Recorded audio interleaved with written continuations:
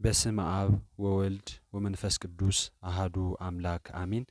ሰላም ለእናንተ ይሁን። ውድ የመኩየል ቲዩብ ቤተሰቦች እንደምን አላችሁ? የልዑል እግዚአብሔር ሰላም በያላችሁበት ይድረሳችሁ አሜን። የዲያብሎስ ውጊያዎች የተሰኘውን መጽሐፍ የመጨረሻውን ምዕራፍ 5ን የዲያብሎስ ውጊያዎች ጥቅም የሚለውን ዛሬ ለእናንተ የምናቀርብ ይሆናል። እስከ ፍጻሜው አብራችሁን እንድትቆዩ በመጋበዝ ወደ ንባባችን እንሄዳለን። የዲያብሎስ ውጊያዎች ጥቅም። ዲያብሎስ እኛን እንዳይዋጋን እግዚአብሔር አይከለክለውም። በሚከፍትብን ውጊያዎች ሁሉ ግን ከጎናችን በመሆን ውጊያዎቹን መንፈሳዊ ጥቅሞች እንድናገኝባቸው አድርጎ መለወጥ ይችላል። በአንድ ወቅት በአንድ ታላቅ አባት ጸሎት ጥላ ስር እየተጠበቀ የኖረ ሌላ አባት ጊዜው ሲደርስ ከአሁን በኋላ ብቻውን በበዓት በመወሰን ከዲያብሎስ ውጊያዎች መንፈሳዊ ጥቅም እንዲያገኝ ያ ታላቅ አባት እንዳሰናበተው እናስታውሳለን። ብቻቸውን በበዓት በመወሰን በምድረ በዳና በዋሻ ቆይተው ከዲያብሎስ ጋር ለረጅም ጊዜ እየተዋጉ ራሳቸውን ሙሉ ለሙሉ ለእግዚአብሔር ፍቅር አሳልፈው የሰጡ መናንያን በእነዚህ የዲያብሎስ ውጊያዎች የረጅም ጊዜ ልምድ አላቸው። ይህ ከሆነ ከዲያብሎስ ውጊያዎች የምናገኛቸው መንፈሳዊ ጥቅሞች ምንድናቸው? ምንስ ያስተምረናል? የመጀመሪያው ትሑት መሆንን። ዲያብሎስ አንድን ሰው ክፉኛ ደጋግሞ ከተዋጋው ድካሙ እየተሰማው ስለሚሄድ ቀድሞ የነበረበትን የትዕቢት መንፈስ ፍጹም በማስወገድ ትሑትና ተነሳሂነትን ይሰማዋል። ሊወድቅ እንደሚችል ፈቃዱም ከንቱ መሆኑን በመረዳት ኃጢአት ምን ያህል ብዙዎችን እንደጣለችም ይገነዘባል። ወግታ የጣለቻቸው ብዙዎች ናቸውና እርሷም የገደለቻቸው እጅግ ብዙ ናቸው እንዲል ምሳሌ ምዕራፍ 7 ቁጥር 26። ሁለተኛው የእግዚአብሔርን እርዳታ ለማግኘት ጸሎትና ጾም መያዝን። ሰው በእረፍት ከኖረ የእግዚአብሔርን እርዳታም ሆነ ያ እርዳታ በአፋጣኝ እንደሚያስፈልገው ላይጠይቅ ወይም ላይረዳ ይችላል። ውጊያው እየበረታበት ሲመጣ ግን እግዚአብሔር በዚህ በጨካኝ ጠላቱ ላይ ድል እንዲያቀዳጀው መጮህ ይጀምራል።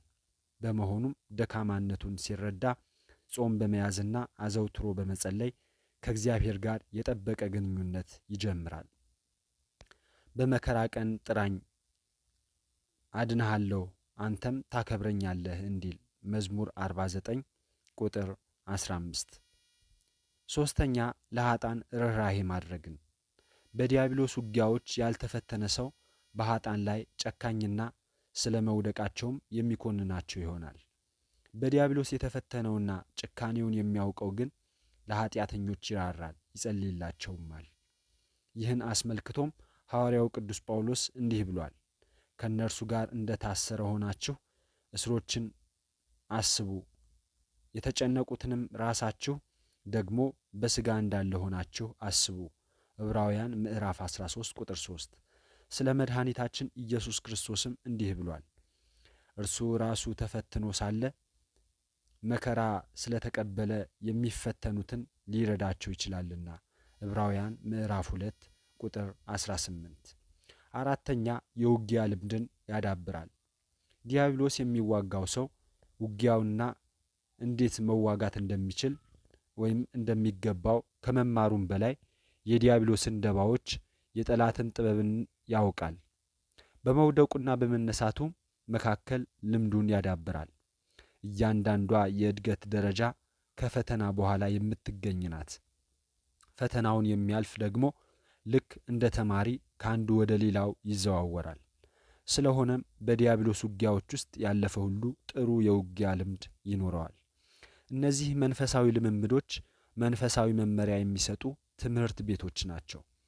ሌሎች የመርዳት የማበረታታትና የጠላትን ተንኮል የማጋለጥ ልምድ ያላቸው ሰዎችን የሚያፈሩ ትምህርት ቤቶች ማለት ነው።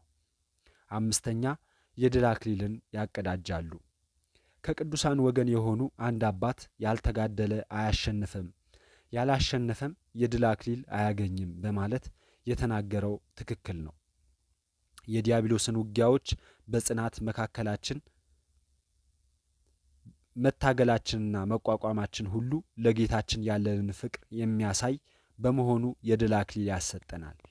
ይህን አስመልክተው አንድ አባት ሲናገሩ አክሊሎቹ የሚሰጡት ድል ለተቀዳጁት ወታደሮች ብቻ አይደለም፣ እጃቸውን ለጠላት ሳይሰጡ በጽናት ተዋግተው ለተጎዱትና ለቆሰሉትም ጭምር እንጂ ብለዋል።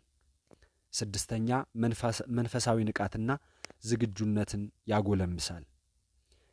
መድኃኒታችን ኢየሱስ ክርስቶስ ወገባችሁ የታጠቀ መብራታችሁም የበራ ይሁን የሉቃስ ወንጌል ምዕራፍ 12 ቁጥር 35 በማለት ተናግሯል። በውጊያ ውስጥ ያለ ሰው በጾም በጸሎት በትህትናና በመንፈሳዊ ምክር በመታገስ ዲያብሎስን ድል ለማድረግ ምንጊዜም ንቁና ዝግጁ ይሆናል። ውጊያዎቹ ጥቂት ከሆኑ ግን በመንፈሳዊ ተግባራቱ ይደክማል። ውጊያዎቹ ግን በማንኛውም ጊዜ ዝግጁ፣ ንቁና ራሱን የሚጠብቅ እንዲሆን ያደርጉታል። መውደቅን ስለሚፈራም ለማሸነፍ በቂ ዝግጅትን ያደርጋል። ሰባተኛ ጠንካራና የማንፈራ ያደርጋሉ። ውጊያን የሚፈራ ሰው ውጊያን መጋፈጥ የማይፈልግ አሊያም የማይዋጋ ሰው ነው። በውጊያዎች ውስጥ ያለፈ ሰው ግን ድፍረትና ጥንካሬን ገንዘቡ ያድርጓል። የሚቀዳጃቸው የድል አክሊሎች ወደ ሌሎች ውጊያዎች እንዲገባ ስለሚያበረታቱት መውደቅን አይፈራም። አንድ ተማሪ እወድቃለሁ ብዬ ስለምፈራ ፈተና አልፈተንም ወይም አላጠናም ወይም ደግሞ ትምህርት ቤት አልሄድም ማለት ይችላልን? አይችልም። ፈተናዎቹንም ይፈተናል። እንዲያውም ለመማርና ለመፈተን የሚያዳግቱኝን ችግሮች ሁሉ እወጣቸዋለሁ በማለት በድፍረት ይናገራል። ስምንተኛ የእምነት ትምህርት ቤቶች ናቸው። በእነዚህ ውጊያዎች ውስጥ እንዴት እግዚአብሔር እንደሚታደግ፣ እንዴት እንደሚረዳና ድል እንደምናደርግ፣ እንዴት ጠላትን እንደሚገስጽ፣ እንዴት ብላቴናው ዳዊት ግዙፉን ጎልያድ ለማሸነፍ ኃይል ማግኘቱን እንመለከታለን። ይህም በእግዚአብሔር ፍቅር እንክብካቤና ለእኛ በሚያደርጋቸው ሥራዎች ላይ ጽኑ እምነት እንዲኖረን ያደርገናል። በዚህም እነዚህ የዲያብሎስ ውጊያዎች ለእኛ የእምነት ትምህርት ቤቶች ናቸው እንላለን። ዘጠነኛ የዲያብሎስን እኩል ተሳትፎ ያሳያሉ።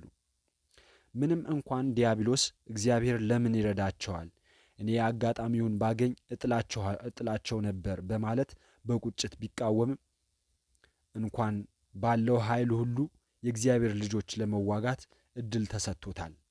ይህን እድል ማግኘቱን በኢዮብ ታሪክ ውስጥ ብንመለከትም ኢዮብ እስከ መጨረሻው ጽናቱን እንደያዘ ቆይቷል። መጽሐፈ ኢዮብ ምዕራፍ 2። ምንም እንኳን ዲያብሎስ እግዚአብሔር እኛ ልጆቹን እንዲዋጋ ቢፈቅድለትም አሸንፈው የምናዋርድበትንም ኃይል አብሮ ተሰጥቶናል። አስረኛው የመንግሥተ ሰማይ በሮችን ይከፍታሉ፣ ደረጃችንንም ይወስናሉ።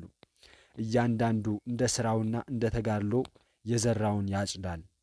አማኞችም ለእግዚአብሔር ያላቸውን ፍቅር በሚቻላቸው ሁሉ መግለጽ አለባቸው።